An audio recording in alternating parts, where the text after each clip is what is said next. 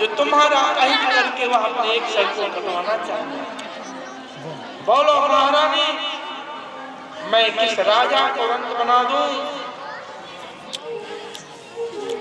और उस रंग को राजा बना दूं। के कई कुछ बोल ही नहीं रहे हैं। महाराजा अवधेश से आज तक के कई कभी कुछ मांगी नहीं।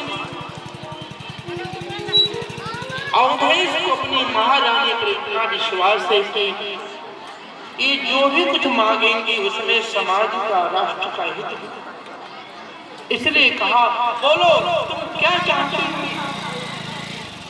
महारानी, तुम रोज कहती थी ना कि राम को गादी दो, कल सुबह तुम्हारे राम का राज्याभिषेक है। महारानी, तुमको जो मांगना हो मांग लो और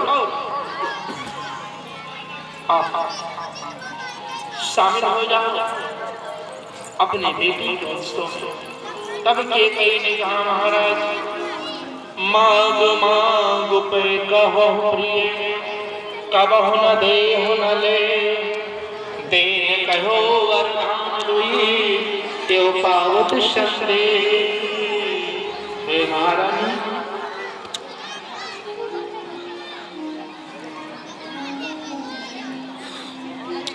बोलो तुम्हें क्या चाहिए? तो के कई ने कहा, महाराज आप तो मानो रट रखे हो, आप तो मानो रट रखे हो कि मांग लो मांग लो मांग लो। आपने रखे हो कि मांग लो।